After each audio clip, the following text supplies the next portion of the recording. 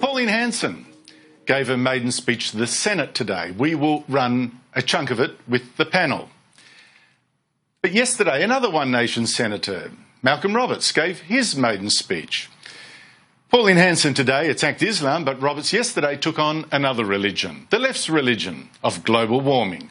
And he pointed out that scare was just not panning out as the experts had predicted.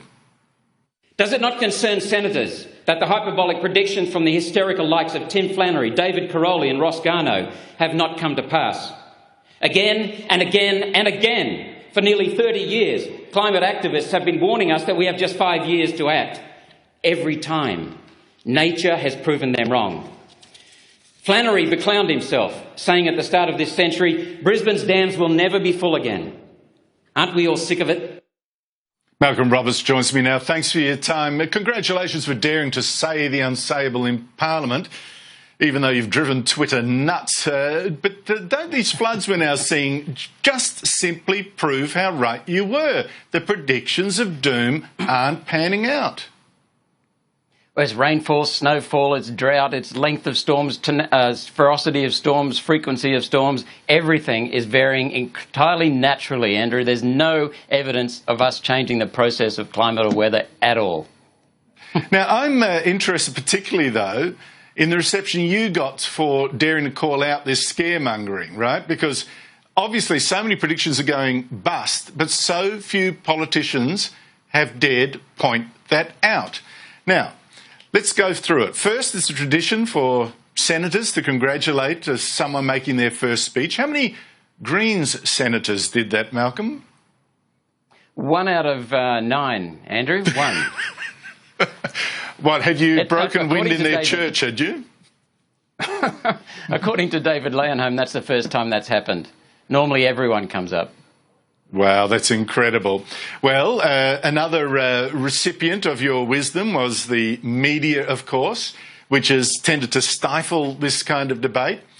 I noted this time, Malcolm, that the media left tried to discredit your speech. The Fairfax newspapers, the Financial Review, the Sydney Morning Herald, they claim that Pauline Hanson, your party's leader, rolled her eyes at your speech, suggesting, of course, that she hated it. And in fact, the Daily Mail said, yes, she was indeed not impressed.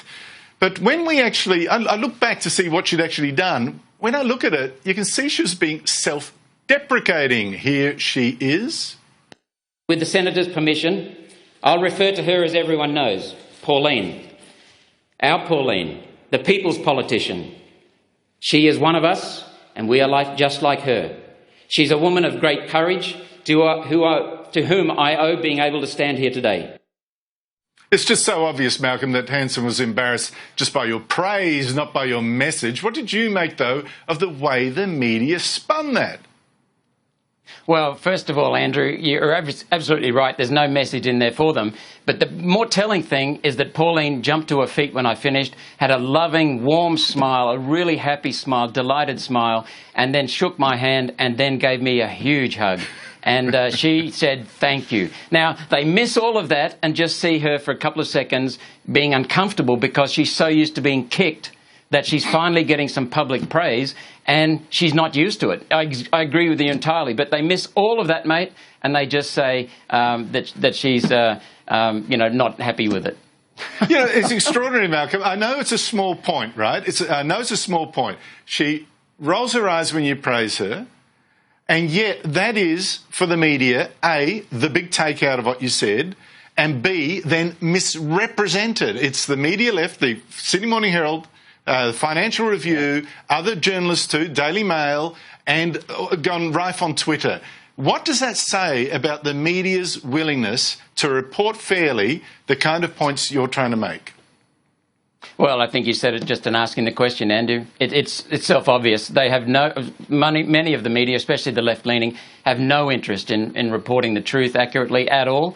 And what's really sad, mate, is that these people are running through life trying to pick holes in people who are telling the truth. What a way. Their life is about bringing someone down after I've worked 8 years voluntarily, interrogated people all over the world and proven that with empirical evidence And yet all they can do, rather than appreciate that, rather than report it, is try and tear me down and try and tear my party leader down because she was uncomfortable with being praised.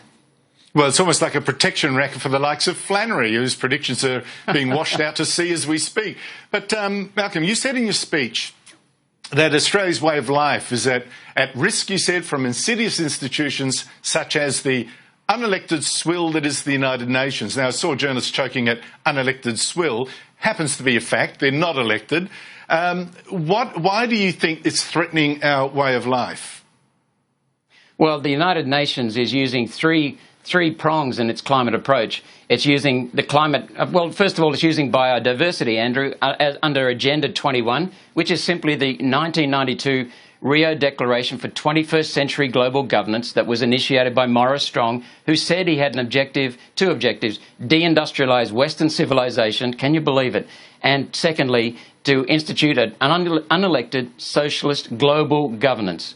And that's his words. And what they've done is they've used biodiversity to try and steal land off farmers, off coastal residents, to protect the bugs, the critters, the plants. And then secondly, mate, they've used sustainability, and they've wrapped beautiful words around really horrific concepts. And sustainability is just a code word, a covering, a camouflage, a Trojan horse for saying that we need to control your lives. And they want to put regulations in place, and they are being put in place. Every minister since 1992 in the environment has done that. And the third thing is, of course, now that the world is going to a hell in a handbasket, we need complete global governance, and that's where climate change comes in, because the Greens parade this stuff.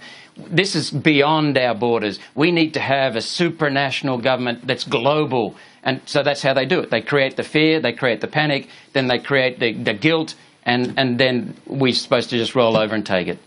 Now, in case people are thinking that you're spouting a conspiracy theories here, you can look up Agenda 21. It is, in fact, a UN document. And you can even, and I might even put up on my blog, you can even see Bob Brown, the then Greens leader, speaking about one world government, how we needed one man, one vote. How that would work with China, I do not know, but I think would be outvoted. Now, but going to Pauline Hanson's speech today, Malcolm, do you share her concern about Islam, that this religion is fundamentally incompatible with Australia's way of life? And I think she said also incompatible with democracy. Yes, I do, completely. I had my head buried in exposing the climate change scam that's pushed by the UN and the Greens.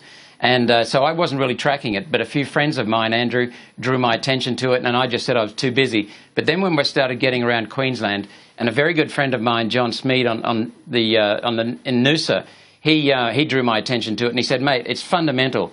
Not all Muslims go to the mosque, but there's a big difference between Muslims and Islam. And Islam is definitely a political ideology, that is a way of life, that is a law system, and it is completely incompatible with our secular system, completely.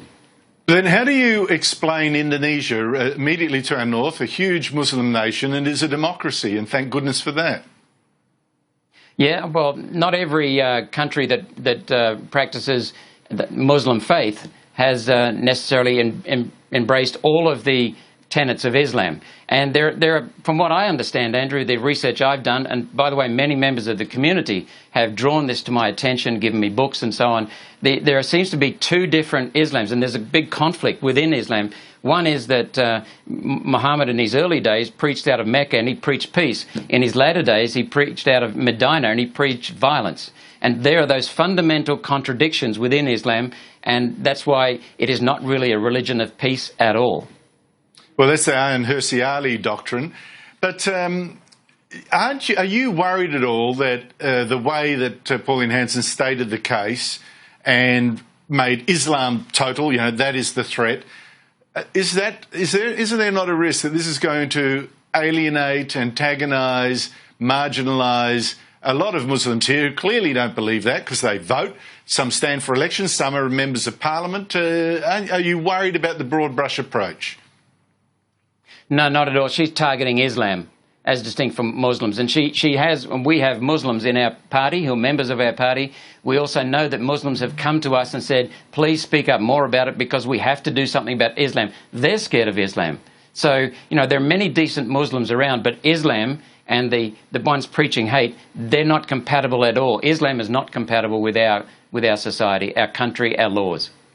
So if I understand you right, what you're saying is Islam says no to democracy, yes to theocracy, yes to Sharia law, and Muslims that actually accept democracy in Australia aren't actually true Muslims as in the understanding of Islam. Well, my friend John up in Noosa, who's 80 years of age and done a lot of reading on this, Andrew, he said essentially that many Muslims are like many Christians. The Muslims don't go to their mosque and many Christians don't go to church, but they're still of the basic Christian philosophy. So, you know, Christ himself preached peace and he preached forgiveness, and there are many Muslims who want peace, but the Islam is just not compatible for the reasons you just mentioned. And, you know, there are other things is it too. not possible, though, like the way Malcolm? they treat women. Yeah, well, but is it not possible, Malcolm, that you're essentially saying that the Muslims who believe in democracy don't understand properly the Quran, but is it not possible that they have an interpretation of the Quran they would think is absolutely consistent with the Quran? It's different interpretation, and shouldn't we then say, yes, that is a valid interpretation and support this reformation of their faith? Well, I don't think so. We need to stand by Australia's values and Australia's laws. That's above all. And that's not compatible with Sharia law, with the Islamic ideology. The Islamic ideology is a theocracy, as you said, and it is a way of life, and it's not compatible with our laws. Pauline made that very, very clear, Andrew, and I support her strongly in that, completely on that. She said ban Muslim immigration until the terror era is over, whenever that will be. Would that include, say, Muslims from the United States or Britain? Well, she made it very clear that she's banning, she would like to ban Muslim immigration, any further Muslim immigration until this issue is sorted out. And I support But including that. From the United States, so, someone who's played for the Harlem Globetrotters, happens to be Muslim, wants to come to Australia, no. Well, you know, I support her entirely. I haven't gone into this in detail, and I'm unlike most politicians. If I don't know something, I will just tell you. I'm not going to make up things along the way. I support her. She's done a lot of work on this. We have an excellent, an outstanding academic who's a true academic, not a global warming academic, who has done the research to prove that diversity actually is damaging, but he at the same time recognises that tolerance needs to be displayed, and he is advising her, and yes, we are advocating stopping all Muslim immigration. Malcolm Roberts, thanks for your time. You're very welcome, Andrew.